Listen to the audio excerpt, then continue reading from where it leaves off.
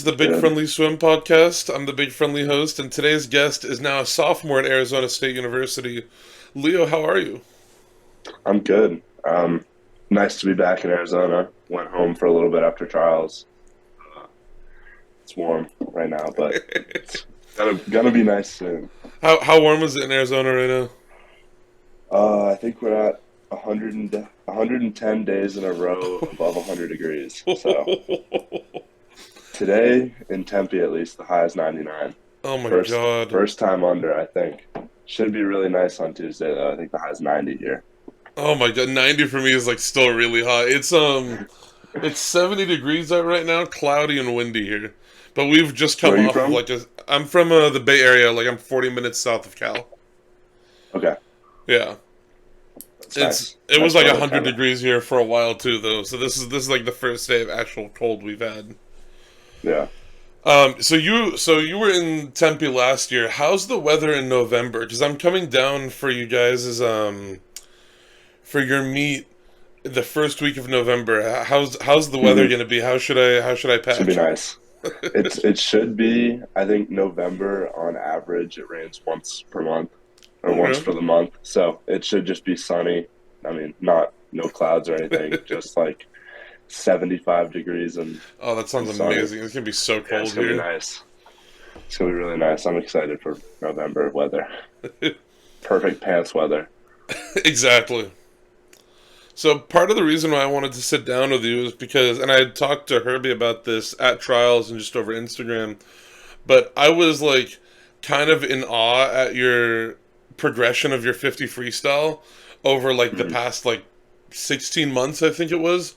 So talk to me about that progression leading up to Olympic trials and like what you did to like change your technique and your training or anything at all to secure that 22.5 that qualified you, and then walk Mhm. me through the day itself that you qualified specifically. Like what did you feel came together in that final swim? Okay.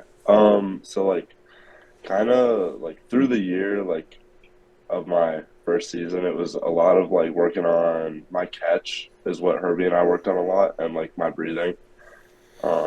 And mostly I was working on keeping my hand under my body and just holding more water because you have a lot more power if you're not letting any water slip. But training definitely had a huge factor going from like I'm from Dynamo in Atlanta, which is a lot of like IM middle distance base to a Herbie sprint workout where you're doing like 3K of practice max. And it's like a lot of times it'll be like super short um, sprint stuff that just like get in the feel of racing.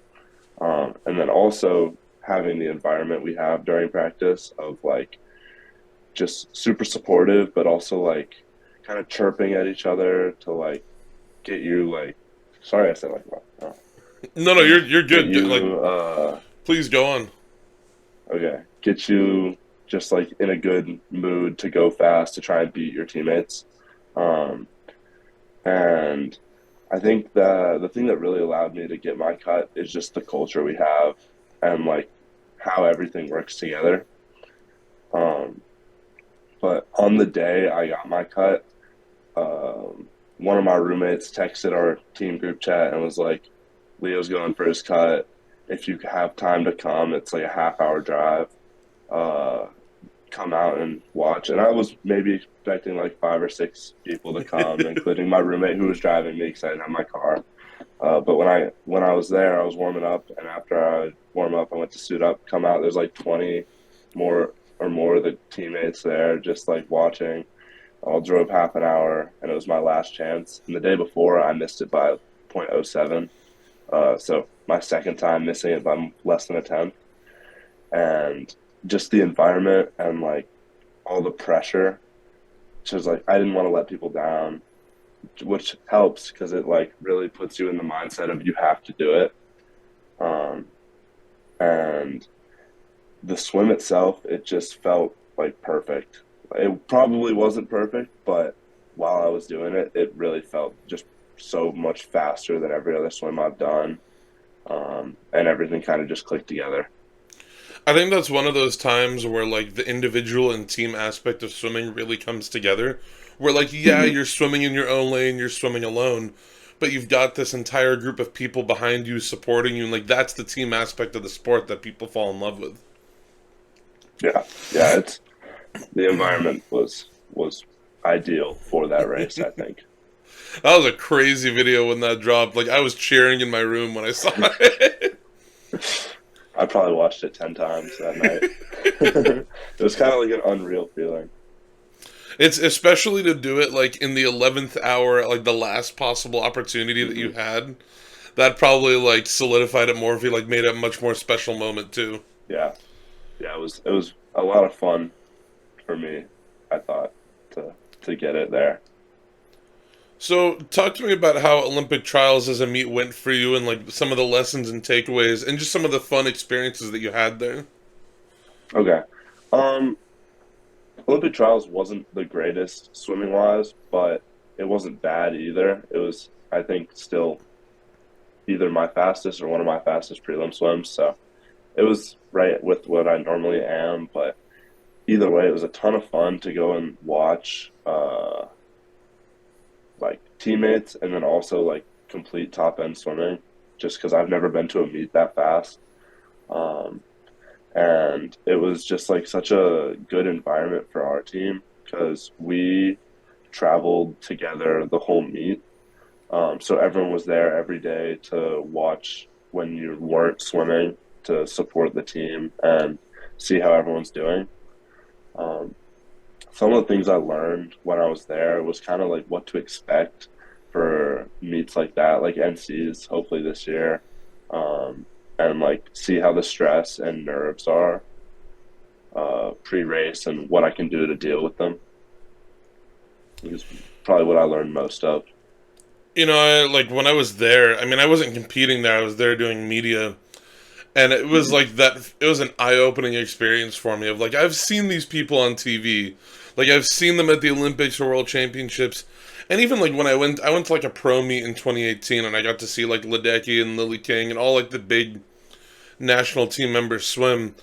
But Hmm. like to see the highest level of swimming on a domestic front at least is an unreal experience. Like I have a video that I took of right after Reagan Smith broke the world record in the on the 100 backstroke, and I think Hmm. it was on the peak day of the meet, and like 22,000 people were there, and just 22,000 people cheering all at the same time is like you feel it in your bones. Yeah, it was unreal to be there. I So. remember we were in the media zone after Adam Cheney and Johnny Kulo tied in for Hmm. eighth in semifinals. And like they were talking to like a bunch of media people, and I just see Herbie walk in and be like, "You go warm down," and then they tied again. Oh, It was a the whole like I was there for like 12 days. The whole 2 weeks was like an insane experience. hmm. So I've sung the praises of the ASU coaching staff. Like I've said to Herbie's face that like I think we're seeing the rise of like one of the next great legendary coaches in the sport, like an Eddie Reese or a John Urbanchek. But how do you feel the coaching staff at ASU thus far has supported your development, not only as an athlete but also as an individual and a college student? So I think the coaching staff has helped in countless ways.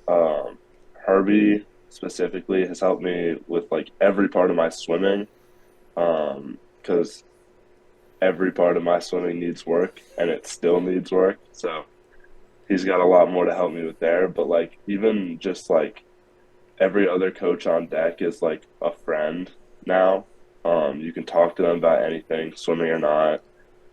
And it like makes just such a nice environment and makes practice more fun when you can make jokes to the coaches, talk about what's happening. Um, yeah, it's just like a nice group. It just feels like they're just friends that are there's no like excessive use of power where like I'm scared to talk to the coaches or anything. They're there and they're part of the team. Which I think is so important in not only just college coaching, but like coaching in general. Like, I feel like 30, 40 years ago, it was really common to have coaches who were very strict and negative and like you need to do this, this, this, and this, and you can only do it like this. But I feel Hmm. like now coaches like Herbie and a lot of other of the top like D1 or even D2 and D3 coaches are getting really good at figuring out the needs of the specific athlete and coordinating with them and working with them to like figure out a program that fits best for them within the entire college program, if that makes sense. Yeah. But I mean, even on a personal level, like everybody that I've met from the ASU team has been just so nice. Like Yeah.